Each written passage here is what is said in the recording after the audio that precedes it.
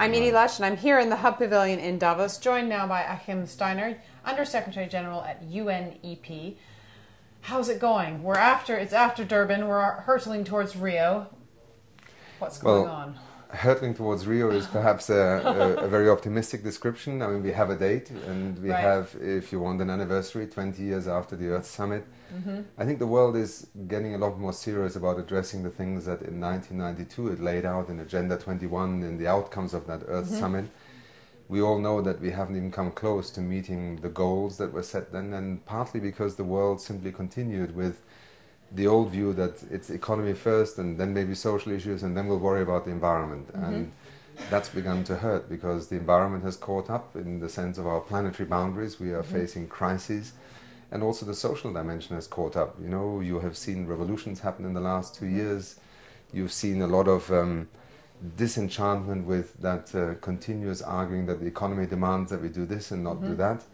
The Occupy movement, I think all of this speaks to the fact that the Sustainable Development Agenda of '92, perhaps finally in 2012, will be realized in the way it was intended. But, you know, it's a long way to go.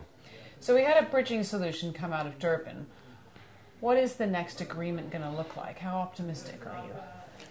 Well, I think for the moment, member states have agreed that they have to renegotiate the global climate policy framework. And the good part is that they have agreed to some new principles. That is quite an important part of Durban. That the logic that has held us back for the last few years in moving forward has begun to reconfigure itself. Secondly, I think we've also seen that in the real world, people are acting on climate change far more than ever before. People always think Copenhagen was a failure. It was a failure in agreeing the global policy framework, the deal. But in the real world, we've actually seen more action in climate change than ever before. So I think the economy, companies, mayors, many developing countries view climate change now really as an existential issue and also as the major transformative issue. So can the international negotiating process catch up with reality? This is an interesting phenomenon that we are facing today. And I think Durban was the first moment after Copenhagen where we could see that, yes, governments will come back to the table, and people know that without a global policy agreement, all these things that are now happening will not be scalable and will not accelerate quickly.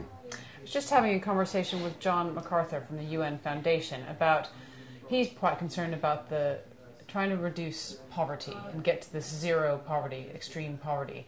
And I know that there's quite often a lot of discussion about developing countries, extreme poverty, and the climate change agenda. And I know that that was one of the concerns in Copenhagen, discussed in Durban. I wonder if has there been some progress on this that you could tell me about? Oh, I think there are seismic shifts occurring. I think, first of all, many developing countries now recognize that, in fact, climate change may have had its origins in the industrialized world, but in fact, they're on the front line of the consequences. So from where we were in '92, where many developing nations said, well, look, this is a problem you caused, you go and fix it, and we go on with development, you have a very different discussion today. You have developing country leaders, first of all, articulating some of the most dramatic messages about the impact of climate change. And do not underestimate, despite the rhetoric in the world, that it is in fact some of the developing countries that are taking some of the most drastic actions of changing their energy systems.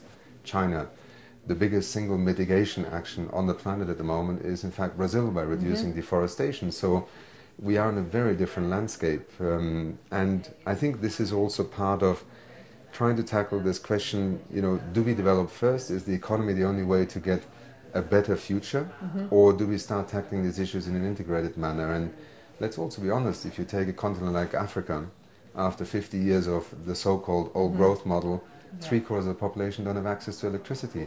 Hunger continues. In fact, food security has become more of an issue today.